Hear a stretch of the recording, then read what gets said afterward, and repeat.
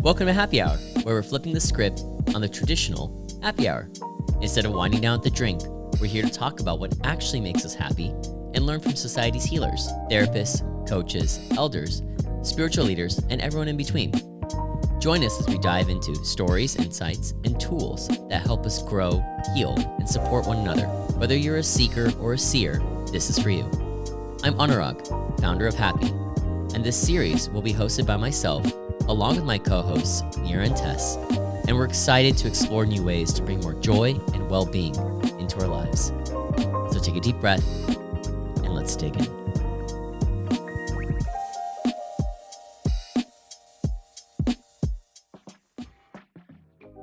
Hello, and welcome back to Happy Hour. My name is Tess, and I'm one of your hosts. We're a podcast where we sit down with therapists, coaches, and healers to learn about their specialities and what they focus on, how they are treating and caring for others. Today's episode is really special as we sit down with a licensed marriage and family therapist based in the Los Angeles region. Her name is Aisha Ishtiaq, and she specializes in cognitive behavioral therapy as well as somatic therapy. I spoke to her about post-traumatic growth, along with her work working with adolescents and why that population is so important to start kind of getting familiar with mental health terms and how do we care for ourselves beyond just our bodies, how do we care for our minds. So I really hope you enjoyed this wonderful conversation with Aisha, and take care. Hello, Aisha, and welcome to Happy Hour. We're so glad to have you here. Happy Hour is a forum for us to connect with incredible therapists like yourself, coaches, spiritual guides, and healers, all who are on the front lines, really, of doing the work, helping us get to know ourselves better, be well, and overcome life's challenges. So we are so thrilled to have you on our show. Just getting to know you, I'm really impressed with your background and so grateful that you wanted to join us and share about your work. Tess, thank you so much. I'm so happy to be here, and it's such a pleasure to be able to talk about mental health with you. Yes. So just want to let everybody know a little bit about you and your qualifications. So you're a licensed marriage and family therapist. You work both with adults and with adolescents, and you focus a lot on somatic healing and specifically work on things around post-traumatic growth, which we'll talk about. So thank you for bringing all that expertise to the table today. Is there anything I missed in sharing about your experience? My foundation is more in like cognitive behavioral therapy, but it's because to emphasize the importance of how thoughts, behaviors, and feelings interact with each other and how it's important to be able to see the impact that each have on the other. Yes. Actually, can we talk a little bit about what CBT is? Sure. I feel like there are all these acronyms and terms in mental health and the landscape. Part of what we're doing here is really trying to help people understand the different modalities that are out there and available through, great practitioners like yourself. So if you wouldn't mind diving a little bit into what is CBT? Sure. So cognitive behavioral therapy is basically this idea that our thoughts, feelings, and emotions all interact with each other. So basically how we behave can impact how we think about ourselves, how we feel about ourselves, and same. So how, for example, I might feel about myself. So if I'm feeling sad or if I'm not having a particularly good day, so my feelings are sort of like interacting with the world, right? Like there's sort of this like relationship between me and the world. And so the way that I might view myself might impact my feelings. And so let's say, for example, if I'm thinking, well, I'm not that great at something, or I'm really not a good person, then that impacts how I feel about myself. So that might impact how, whether it has to do with sadness or anger, and then that might impact how I behave.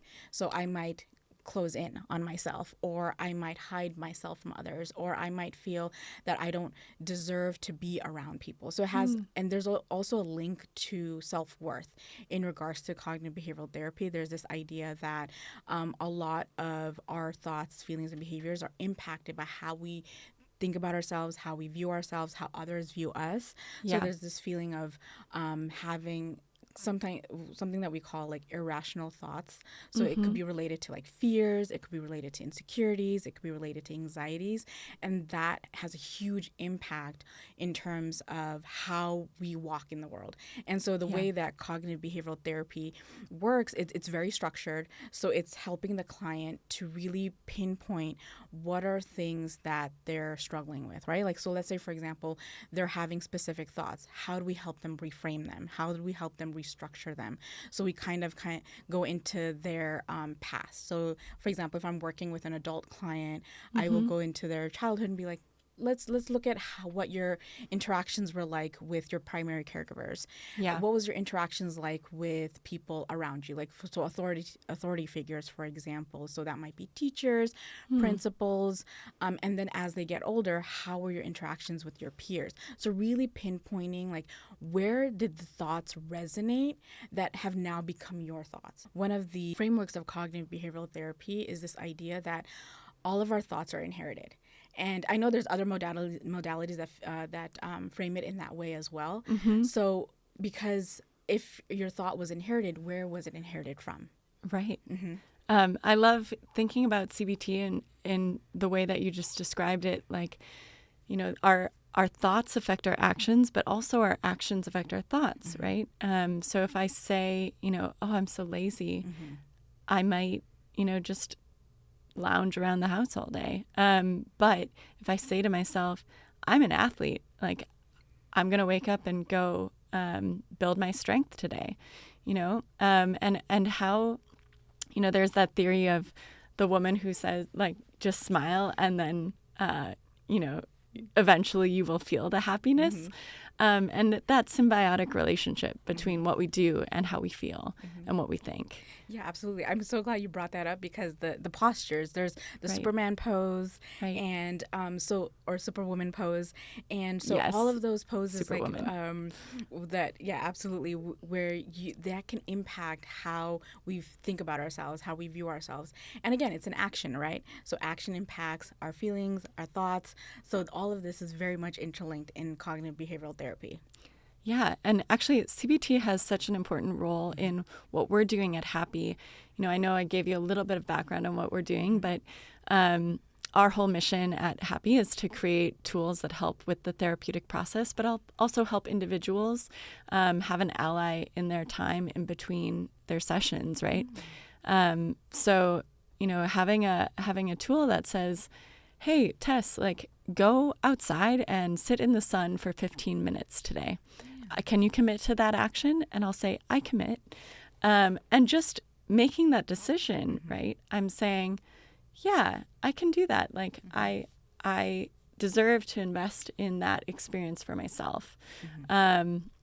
Or I can call a friend, or I can read a chapter from a book, and things like that. And how these little actions can have such a difference and make such a profound effect on our wellness and how we feel in our bodies. Absolutely. And I would say that's so wonderful because reminders are so important. And I tell this to my clients all the time to either make Post-it notes or make a reminder in your phone, or even download an app that can provide with reminders, because sometimes when we're so busy and we're so in our head, it's tunnel vision. We are not able to really focus on how we can help ourselves. We're so focused on the problem, we don't think about the solutions. So having these kind of reminders is so important because it kind of makes your brain stop and be like, oh, wait, hold on. There are these other actionable items that I can put into place, and it kind of takes me away from the problem, and it helps me find some form of a solution. Yeah, so absolutely. Yeah, thank you. Yeah. So now I want to talk to you about this notion of somatic therapy. Okay. For me, you know, in sharing a little bit with you before we got started today, I've done a lot of work from a psychological perspective, understanding, the factors at play in my mental well-being and just sort of how my system works. But there are still things that I feel in my body that I'm working on getting, like, finding release around. So can you tell me a little bit about why somebody would seek out somatic care, and who is a good candidate for that kind of work? And then, of course, what does it actually entail? Sure, of course, absolutely. So someone that would be really good for somatics therapy is someone that is really all in their head. It's all about trying to find solutions, trying to look at sort of the way that I try to frame is thinking your way out of a problem or thinking your way out of a trauma. And so it's like, oh, okay, if I formulate a plan and if I see this as an issue or a problem, then I will think my way out of it. And so it's really important for people that are really struggling to stay in their bodies. I will say with somatics therapy, it is important to start really slow with clients because we are part of this generation that is, even millennials, as myself, where we're so stuck in. Also a millennial in that camp with you. Great.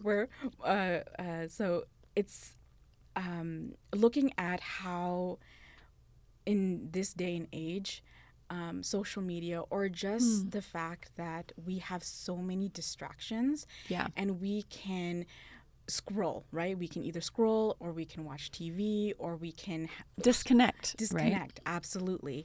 And because it's so easy to disconnect nowadays, there's less likelihood of us wanting to stay in our bodies. And so it's really important for people who are struggling with having some sort of like feelings or emotions coming up every time they, for example, get a massage or every time someone might touch them a certain way and they're having a reaction. Somatic therapy can really be helpful for them because it's showing them that there's something, some emotion stuck in their body that they haven't released yet.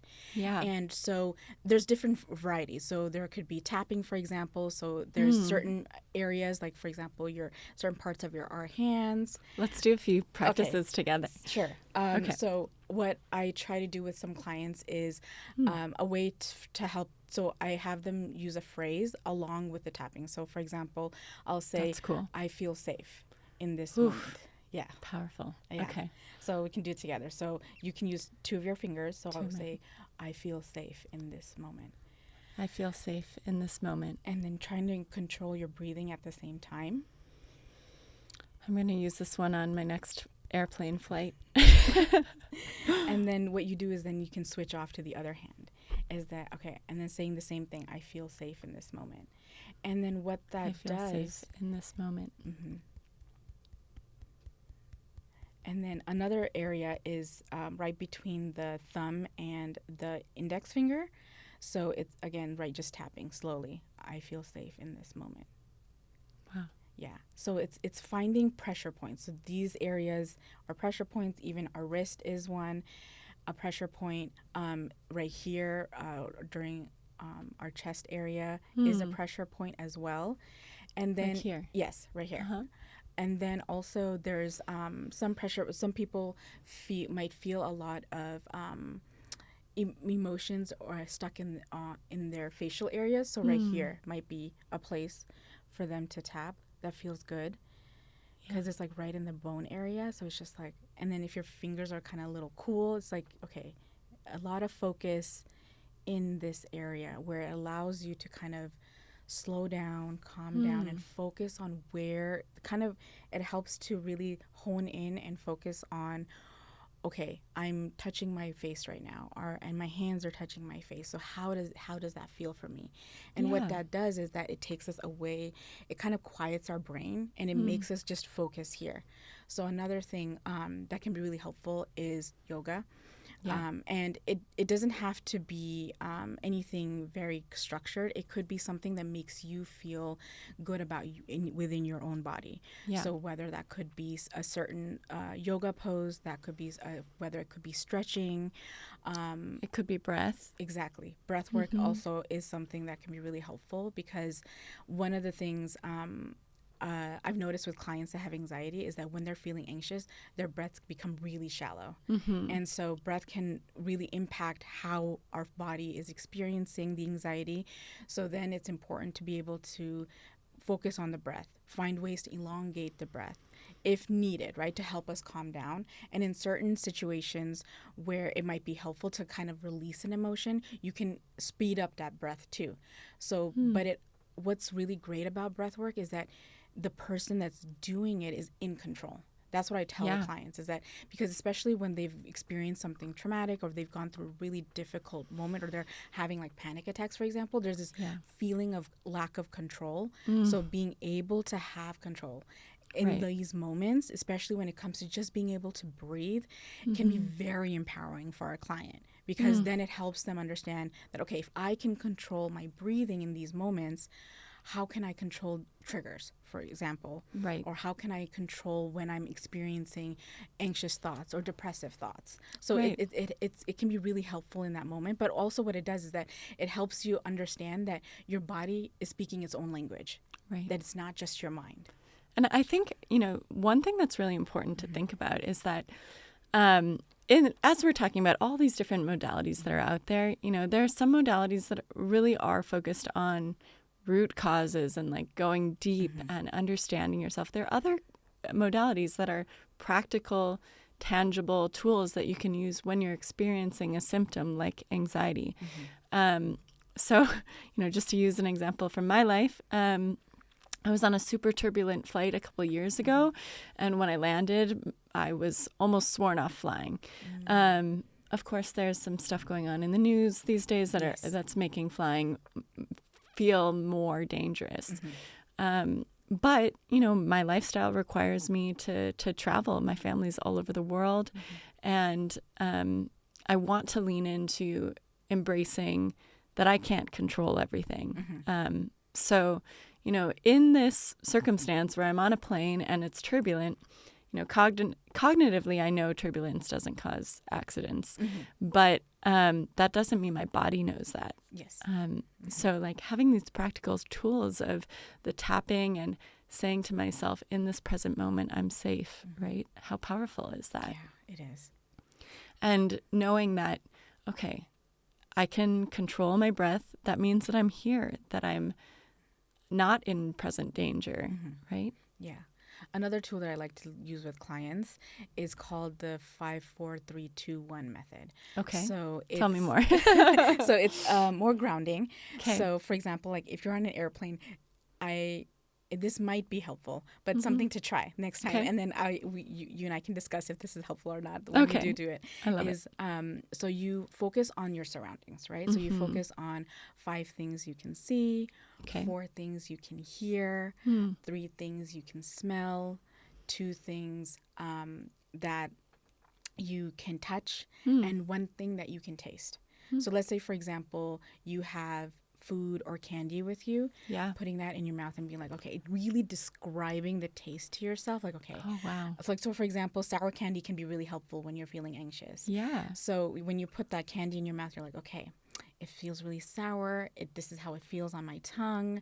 This is how it feels. This is how it's an taste. experience. Exactly. It's an experience. So this method can be as if you're having different sensual experiences with your 5 senses. And so it brings you back into your body, and you're like, okay, and it brings you back into your surroundings, and not focuses on the anxiety or the anxious thought, but more so on what's happening in the moment. Absolutely. I will definitely be using that in my next flying experience. Please let me know how it goes. I will. So, I think that this is so powerful. I want to talk about the role or the connection between your work as a somatic practitioner and your focus on this concept of post-traumatic growth, which I think that there's a lot of awareness or publicity around PTSD and what that looks like, and there's also, why is it important for us to know, how to use these terms, right? The difference between post-traumatic stress disorder and post-traumatic stress and post-traumatic growth, let's talk a little bit about these concepts. Sure, absolutely. So post-traumatic stress disorder is a technical term that is found in the DSM-5 that Right. is used as a way to diagnose. So Right. let's say, for example, a client comes in and based off of a certain criteria that they might be experiencing, so for example, flashbacks, nightmares, startle responses. So due to those criteria, you would diagnose them with post-traumatic stress disorder as a way, and not everyone diagnoses, but in certain situations there is a need for a diagnosis. So for example, if you're billing or if it's important for the way in which you're going to formulate your therapy with this client, it's important to have a diagnosis. So that's what post-traumatic stress disorder is. Yeah. Post-traumatic. And follow-up question there. What's kind of the origin of this, the awareness about this theory and what it entails? It comes from this idea that when we go through a traumatic event, so for example, it could be a natural disaster, an accident, or domestic violence, or some sort of sexual assault. So the way that our body experiences, or the way that our mind experiences the trauma, it has a residual effect. So for example, it might create this feeling of difficulty for quite a few people to be able to go out again, like this fear of not being able to trust the world, the world feeling very untrustworthy, feeling as if they are having this lack of control, fear of just being around other people, or fear of them being able to take care of themselves. Yeah. So there's a lot of emphasis on fear, which is related to the trauma and the effects that our brain has, like, so how our brain interpreted what happened to us. And so that's sort of like the origins of post-traumatic stress disorder. Yeah. Even though I know these things, just hearing it spoken about the way you articulated it's creating light bulbs for me. So thank you. Oh yeah, that's so powerful. And I'm a big advocate for, being mindful about the language we use. Tell us about the concept of post-traumatic growth.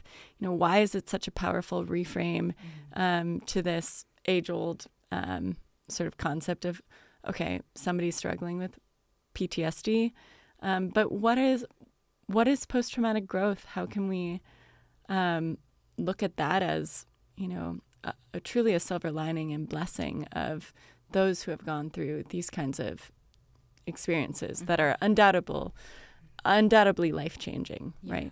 So what I really appreciate about post-traumatic growth is that it helps to highlight that what we went through is traumatic. It was a very difficult time. So it provides a space for us to acknowledge that, to work on that, and then so it's a really slow process. So for example, with my clients, what I try to do is that I try to work through the post-traumatic stress disorder first, like, so the trauma itself, like what they went through, what they experienced.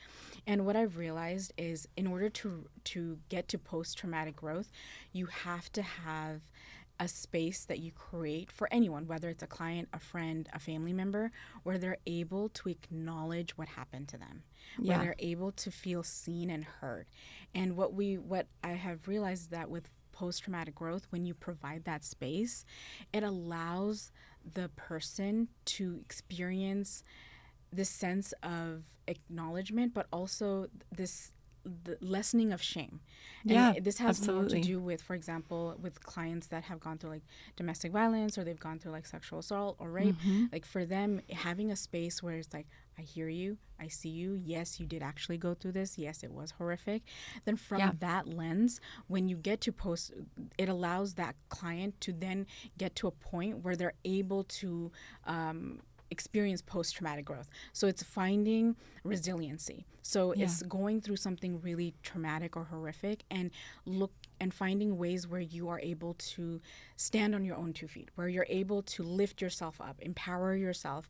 And it could be something as, and I always tell my clients, it could be something as small as you getting up every day and telling yourself that you deserve to be here, that you matter, that what you're doing matters. And then once you start building those roadblocks, then getting them, then for a lot of clients, it could be that they want to share their story with the world. That's post-traumatic growth. Absolutely. Being able to help others because of what they've gone through. That's post-traumatic growth. Or even while they're experiencing something, even if they're experiencing the traumatic after effects even in the moment, but what they're able to do is they're able to take that, what they've gone through or what they're experiencing, and they're able to create something from it, right? So whether that might be art, whether that might be a dance, whether that might be creative writing.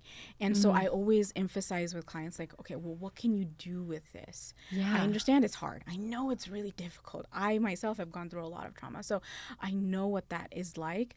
But what can we do with it so that it doesn't feel as if you're having to stay in it?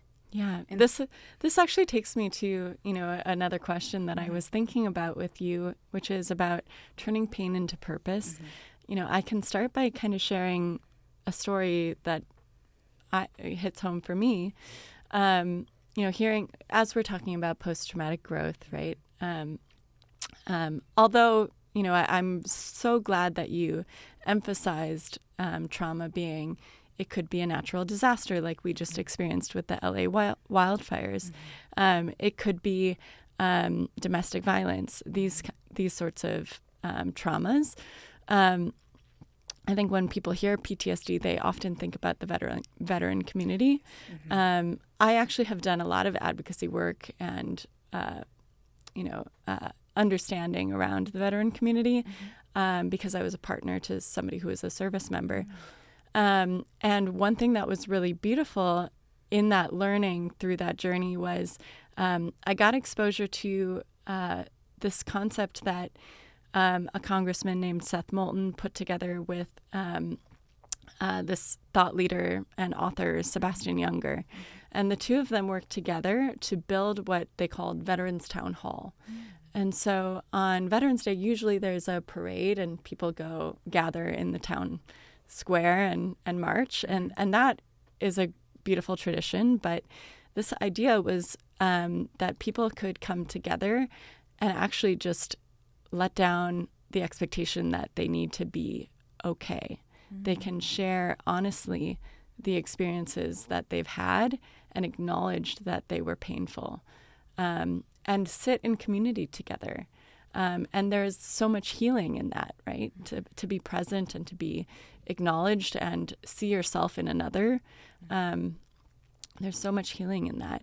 And then for me, kind of, stepping out of my role of partnership with that individual, I had the great pleasure of working on a documentary about the transition from military to civilian life and how it affects one's family and community. And for me, that was so important to my healing journey. I actually felt like I learned so much more about the role that I was playing in my life previously after the fact. And, I thought, wow, how powerful would it have been to have these tools at that time. But it was equally powerful to kind of take on that journey in transitioning out of, my role as a military partner. No, wow, that's so wonderful. I mean, the fact that you created a documentary, I think that's amazing. I can't take full credit. There are two incredible filmmakers who really made that film possible. I just added, my 2 cents and value where I could. But it was really an honor to be a part of it. Yeah, but I'm sure even for you, it was wonderful because it helped you to understand what the change that veterans go through from being in the Army or being in the military and then going into civilian life. And I'm sure that kind of what you mentioned, right? Like in that process, that creativity, what brought you your own healing and understanding as well. Yeah. And I think, out of my sort of mental diagnosing of myself or of our experience, and into my body and into my emotion, being able to relate to people and share stories. Such a powerful tool. Yeah. I think storytelling is so important, and being able to have community, being able to have spaces where you can share your stories with others and they can in turn share their story with you. It creates a sense of community, it creates a sense of environment, but also it creates a sense of, okay, this is a safe space, but also I'm not alone.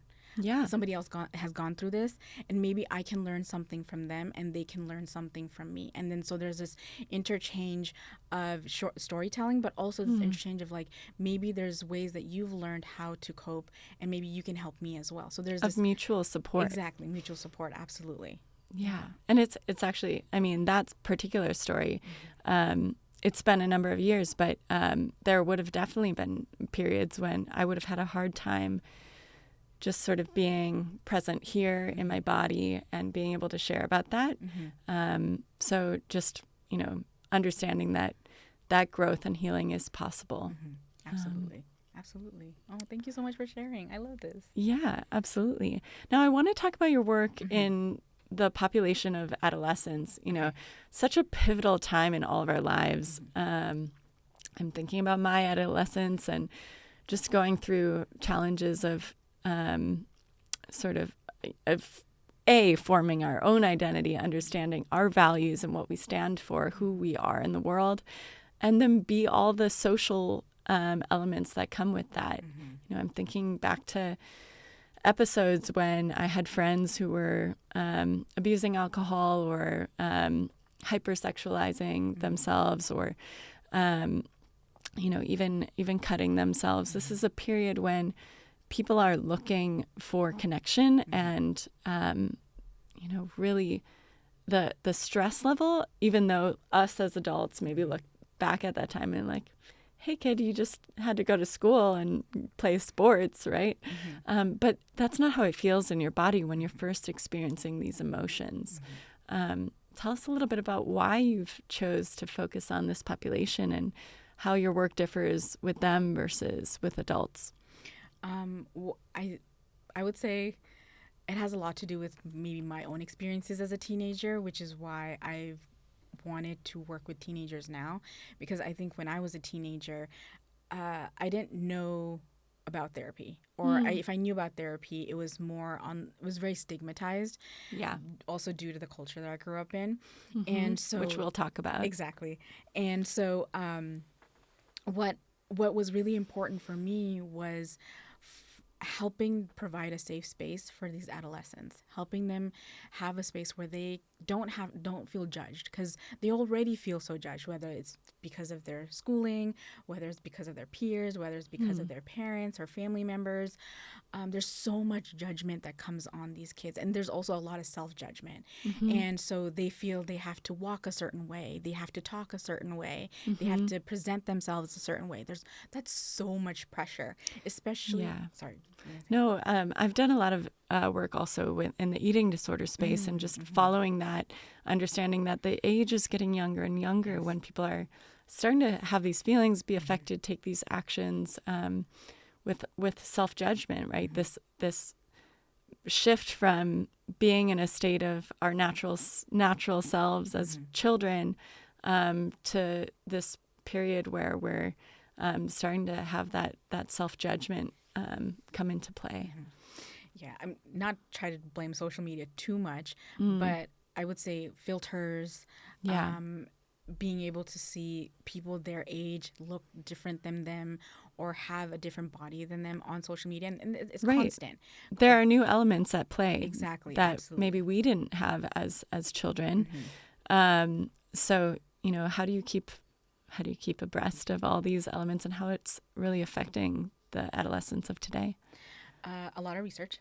Yeah. So being in the know in terms of, and a lot of what I love about working with teenagers or with any of my clients, but especially teenagers, is that I learn from them. So not only are they my client, but also I would like to think of myself as like a student in terms of they teach me what's the new lingo or what is something that they're facing right now or what are things that they are having to grapple with that people of my generation did not have to grapple with. Right. And how are they finding ways to create their own communities, or how are they experiencing loneliness? Because I would say that for teenagers, the experience of loneliness is very different than even what previous generations have experienced. Yeah. And that has to do with limited access to each other, or the ability to have the framework on how to communicate with each other, because texting and social media, being behind a computer,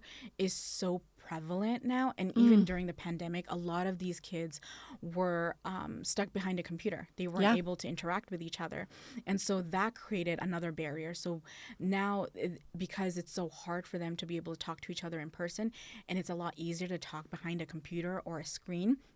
Yeah, with the shifting forms of communication and how we actually practice communication on a day-to-day basis, I can understand why, my father actually has a 12-year-old son, and my brother, and just I've learned so much being his big sister, but always think about like what is he going through that's different than the experiences that I had.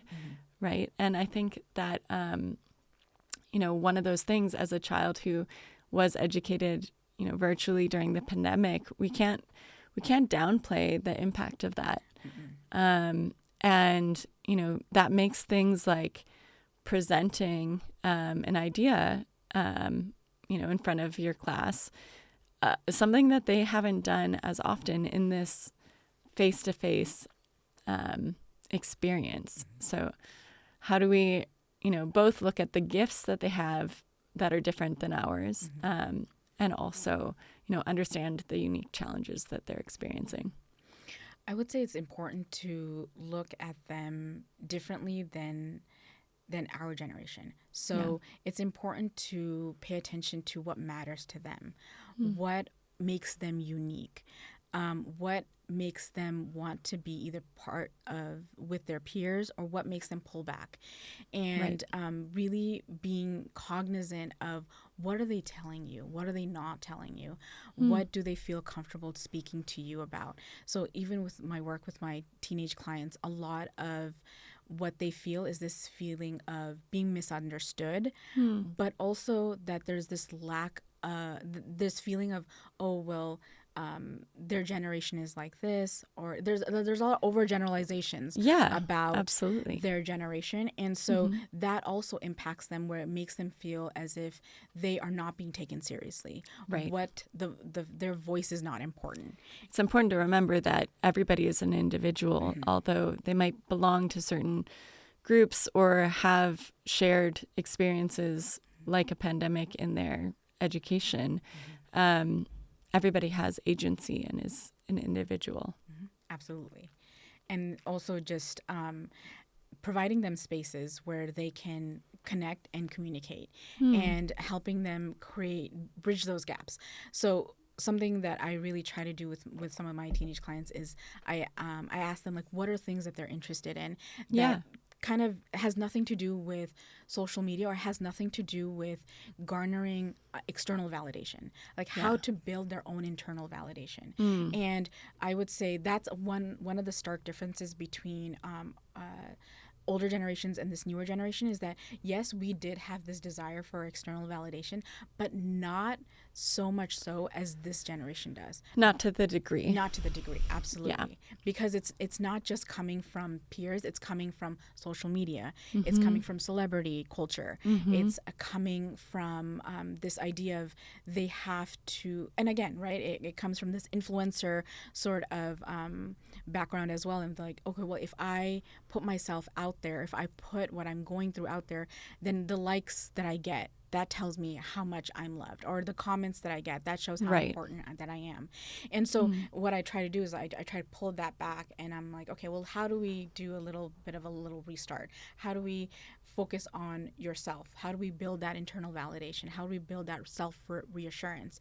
And so it's kind of taking it back to what are things that you like about yourself? What are things that you don't like about yourself? So helping them build, really starting from the bottom. So that roster of, these are the things that make me me, Exactly. that I love about who I am. Absolutely. And so that's so important, because there is this feeling for a lot of the teen adolescents that I work with, is that they don't want to be different. Yeah. They want to be the same. They want to be in community. They want to connect. They want to be shared. Absolutely. And so trying to help them find those communities, whether it's through support groups, whether it's through something that they actually enjoy, and finding avenues where they can meet other people like them. So that I've realized has been so important, is what I always tell all my clients, adults as well as adolescents, is like finding your community. Because once you find your community and you find like-minded people, there's a sense of openness and empowerment that happens within you, where no matter what somebody else says to you, you're like, I know who I am. Yeah. And I like who I am. It's so true. I think moving into adulthood and what we experience, like, jobs change. In many cases, relationships change. And even relationships with our family can change as various things happen. In my case, my father getting remarried, having another child, like, these things change. But what keeps us feeling like we belong, right? Finding these communities that we have shared purpose and connection. I can say, actually, on Saturday of this weekend, I went to a gathering that this beautiful artist named Maya McLean hosts, and she calls it the Oneness, but it's people from all different walks of life who are coming together to share music. You can be a professional musician, or you can be somebody like me, and you just come with an intention to share and offer value to each other. And that feeling of, I don't know any of these people, but I belong here, is so powerful. And I think, it can be a challenge to find that both in adolescence and adulthood, but just remembering that that is such a secret weapon that can help us build agility and resilience as we, confront the hurdles of life as we evolve. Yeah, no, absolutely. And yeah, you're right. It can take some time before you can find your community. And so in those moments, what I tell a lot of my clients is, what are ways that you can build within yourself? Yeah. So kind of allowing also the space for being okay with yourself, like being okay in your aloneness. Yeah. Because a lot of people... You have your own community with yourself. Yes. Right. Absolutely. Yeah. That's powerful. So I want to talk a little bit. I know you touched on culture. I don't want to skip over that question. How do you think culture informs your practice and just the client individual relationship? So just to give a little bit of background, so I'm Pakistani, amazing, and Muslim American. Yes. And so both of those kind of intertwine at times with certain clients that I have, not always. And so for me, I come from a collectivistic culture. Yeah. And so that's why for me, having your own community or having communal spaces is so important, because even growing up here, and I consider myself American, and there's a lot of emphasis on individualism. Yes. Or individualization. This is a sociological term, this idea of collectivist cultures and individual cultures, individualistic cultures. The USA is really probably the cornerstone of an individualist culture. Yes. Which puts such a premium emphasis on what are we achieving individually, how are we living our lives individually, and then we're supposed to kind of weave in social relations. But there are many cultures that are such beautiful cultures in the world, which operate from a different mindset.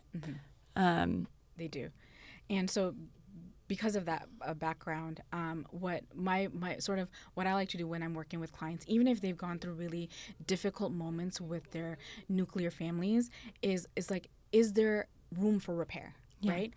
Is there space where if it's not with your parents, are you able to repair with your siblings? Because and sometimes you can't. Sometimes there's really abusive situations, and that is something I absolutely acknowledge with my clients.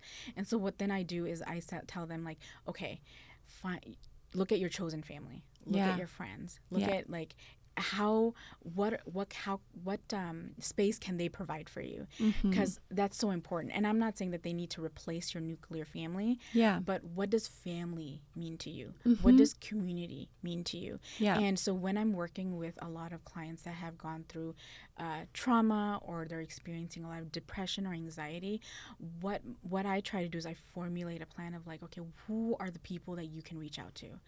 Who are the people that are part of your inner circle? And then who are the people that are on your outer circle but you would still want to rely on? And then it's the acquaintances on all that. And so for me, and it's important on also helping them have a space where they can explore their own culture, whatever that might be. And what are the strengths in their culture? What are the things that they liked about it? What are the things that they struggled with it? Okay, well then let's focus on the strengths. Let's focus on, because I know for a lot of cultures there's this desire for oral communication or storytelling, kind of what we talked about earlier. And so storytelling can be very important within these cultures, because it allows for a space for where you are constantly heard, where you were constantly seen.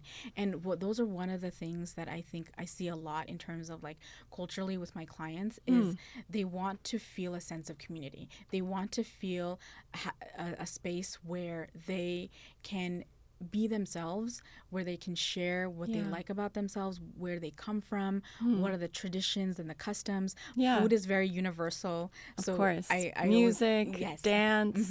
Absolutely. So I would say, like, sharing those things, sharing that with your family or your chosen family, all of those things are really important.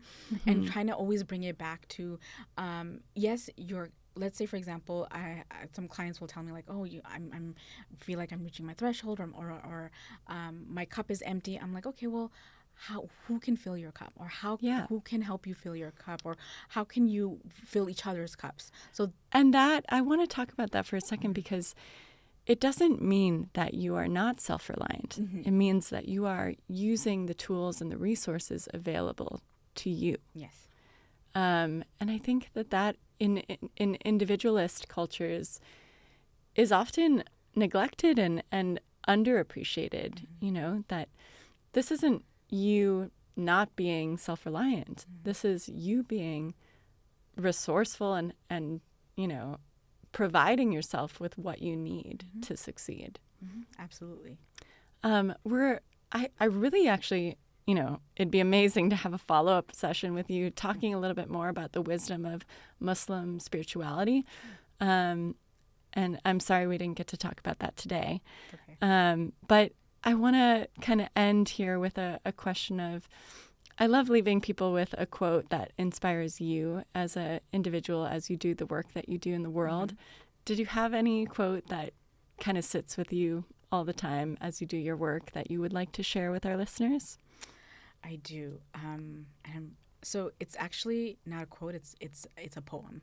Oh, beautiful. I don't know the entire poem, but we could look it up if you want. I think that would be wonderful. Okay. What's it called? The Guest House by Rumi. Oh, you know what? I love Rumi. We just did a Rumi quote. Okay. The Guest House. Okay, let me see. I don't know if I'm connected to the internet, actually. Okay, I can look it up. Okay, great. Yeah. Why don't you go for it? And I want to make sure people know, you know, hearing your story and your approach to therapy, what's the best way for people to connect with you? They can reach me through my social media, which is Aisha LMFT, or they can... Aisha spelled AISHA. Yes. LMFT. Yes, thank you.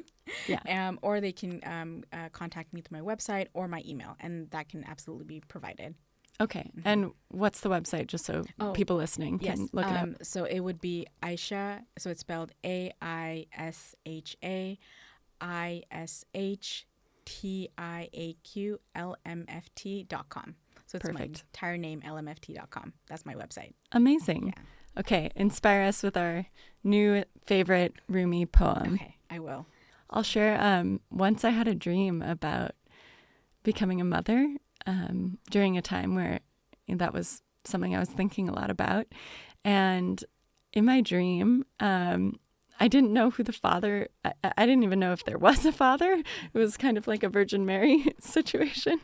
But they asked me what the name of my child was going to be. And in my dream, I said Rumi. Oh, wow. Yeah. That's wonderful. Yeah. I like how there's like so many connections to that today for you in terms of like hearing about Rumi, kind of what you said. Yeah. It's coming up a lot. Yeah. Okay, so it's called The Guest House, and it goes like this. This, being human, is a guest house. Every morning, a new arrival. A joy, a depression, a meanness, some monetary awareness comes as an unexpected visitor. Welcome and entertain them all. Even if they're a crowd of sorrows who violently sweep your house empty of its furniture, still treat each guest honorably. He may be clearing you out for some new delight. The dark thought, the shame, the malice, meet them at the door laughing and invite them in. Be grateful for whoever comes because each has been sent as a guide from beyond. I love that. It's the idea that even the dark things or the things that feel challenging are here for us to serve our higher purpose. Absolutely. And that they're only here for a moment.